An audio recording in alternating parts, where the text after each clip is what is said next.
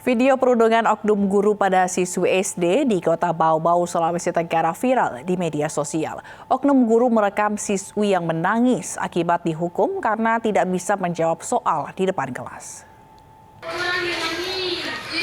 Yang kau tertawa. Siswi SD di Kota Bau-Bau ini menangis di depan kelas karena dihukum setelah tak bisa mengerjakan soal yang diberikan gurunya. Alih-alih menenangkan, sang guru justru meminta siswa lainnya meneriaki rekannya yang tak bisa mengerjakan soal. Bahkan, oknum guru ini merekam dan mengancam akan menyebar video.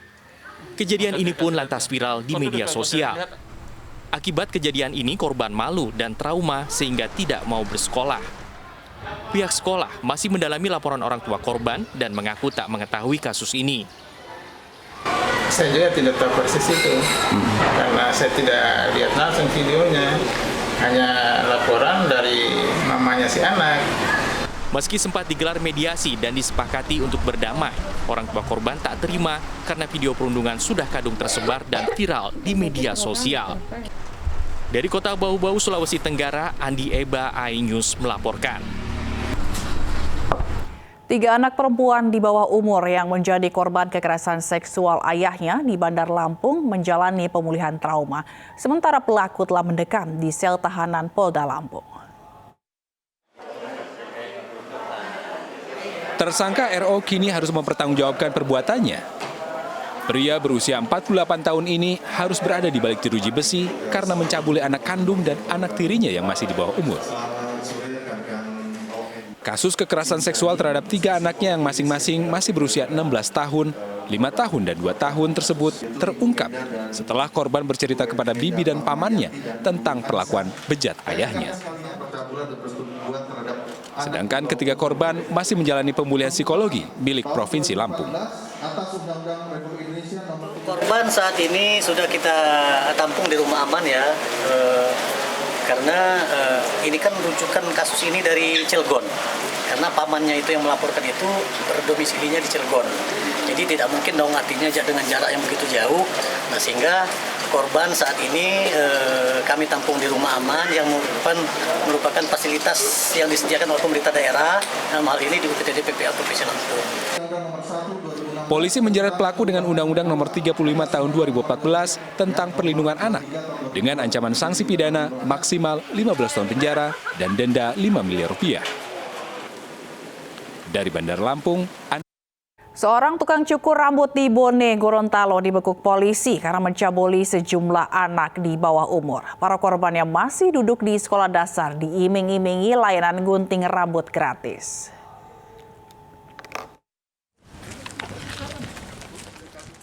pria berinisial YS ini terpaksa berurusan dengan polisi karena mencabuli sejumlah anak laki-laki di bawah umur.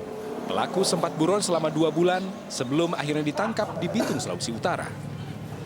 Dari hasil pemeriksaan, diketahui pelaku melakukan aksi bejatnya di salon tempatnya bekerja sebagai tukang cukur rambut. Modus pelaku menawarkan layanan cukur rambut gratis kepada para korban yang masih berstatus siswa sekolah dasar. Pelaku juga memberikan uang jajan sebesar Rp10.000 kepada korbannya. Aksi bejat ini diduga sudah dilakukan pelaku selama 3 tahun.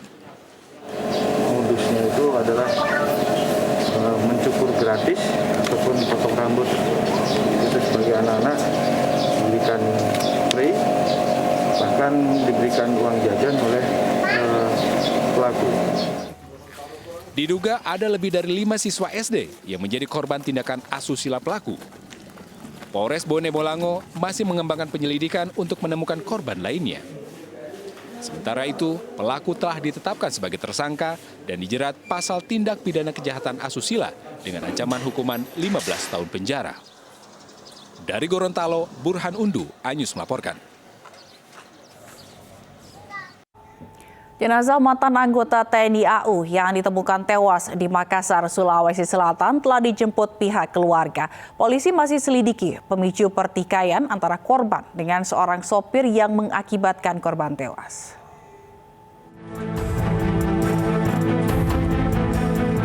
Jenazah mantan anggota TNI Angkatan Udara yang ditemukan tewas di Makassar, Sulawesi Selatan telah dijemput keluarga dari Rumah Sakit Polri Bayangkara. Jenazah korban langsung dibawa ke kampung halaman untuk dimakamkan. Sementara itu, supir yang berduel dengan korban masih dirawat intensif. Hingga kini polisi masih menyelidiki kasus ini dan memeriksa sejumlah saksi. Polisi masih mendalami pemicu perkelahian antara korban dengan sopir hingga mengakibatkan korban tewas. Sesampainya di tengah jalan, HE meminta untuk dibelokkan kendaraan ke Jalan Taman Makam Pahlawan.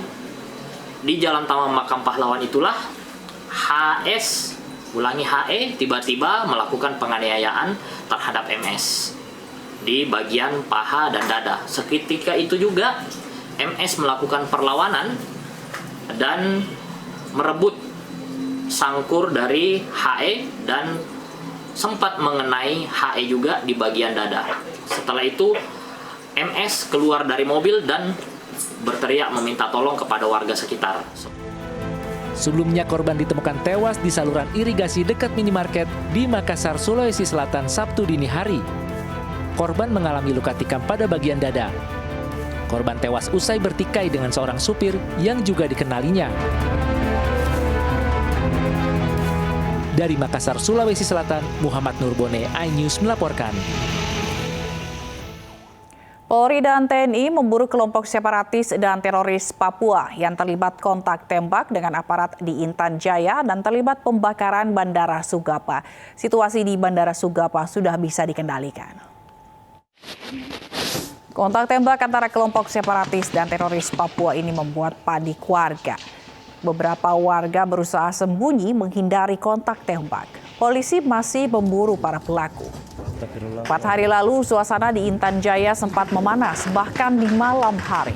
Terdengar tembakan yang diduga dari kubu kelompok separatis dan teroris Papua.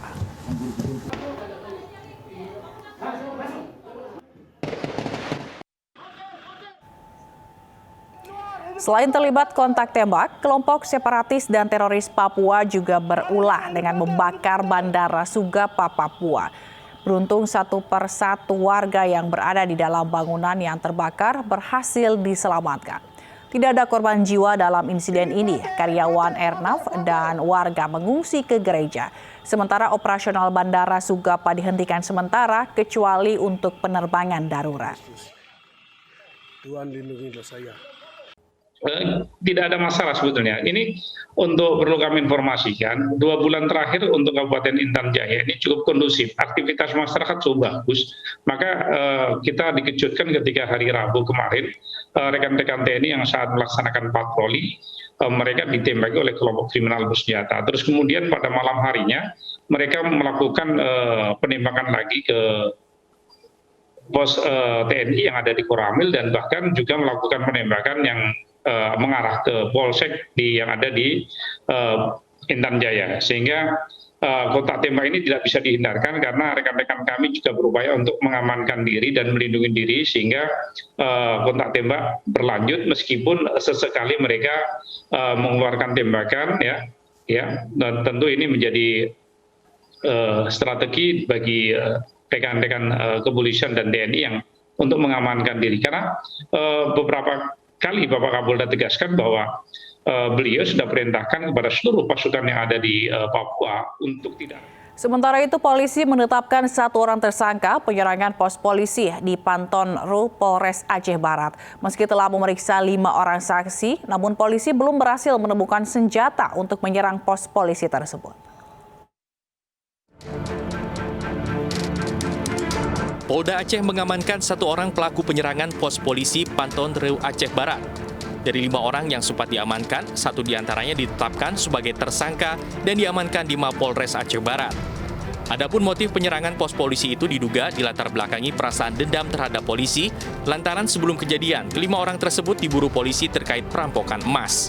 5 itu hanya 1 yang kita tetapkan sebagai tersangka, ya. Inisialnya DP dengan BB, barang buktinya 3 butir peluru aktif dan 1 selongsong. Ya, peluru ini adalah kaliber 5,56. Jadi kita lagi mendalamin karena BB yang kita dapat ini tidak di TKP tetapi di Pantai Cermin. Polisi pun terus menyelidiki kasus ini dengan memeriksa sejumlah saksi. Selain itu, polisi juga menggelar olah tempat kejadian perkara dan mengamankan sejumlah barang bukti berupa selongsong dan proyektil peluru.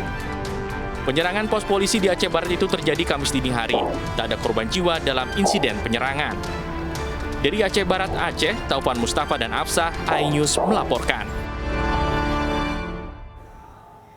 Aparat gabungan TNI Polri menangkap 3 penembak Komandan Bais TNI Kabupaten Pidi. Polisi juga menyita 1 pucuk senapan serbu berserta amunisi dan uang puluhan juta rupiah. 3 pelaku penembak Komandan Bais TNI Kapten Infantri Abdul Majid ditangkap aparat gabungan TNI Polri di 3 lokasi berbeda di Kabupaten Pidi. 3 tersangka tersebut yakni D, pemilik senjata, M, orang yang dikenal dengan korban, dan F, merupakan eksekutor. Dari tangan tersangka, polisi menyita 1 unit senjata api laras panjang SS1V2, 11 butir peluru aktif, dan uang sebanyak 35 juta rupiah. Pelaku inisialnya D. D ini adalah pelaku yang memiliki senjata, ya. Ini D, dan ini adalah senjata yang dimiliki oleh D. Senjata ini digunakan untuk menembak anggota TNI. Senjata ini jenisnya senjata SS1V2 yang kita temukan di kebunnya tersangka D. Saat ini pelaku ditahan di Polres Pidi untuk proses pengembangan. Sementara itu, pada Senin 1 November, pihak kepolisian akan merilis langsung 3 tersangka penembakan perwira Bais TNI di Mapolres Kabupaten Pidi. Diketahui, Kapten Infantri Abdul Majid meninggal setelah tertembak di bagian perut. Korban ditembak oleh orang tidak dikenal di Jalan Lok Panah, Kecamatan Banda Sakti, Kabupaten Pidi pada Kamis sore. Prosesi pemakaman jenazah Kapten Infantri Abdul Majid digelar secara militer di Komplek Pemakaman Keluarga Kampung Berawe, Kecamatan Kuta Alam, Kota Banda Aceh.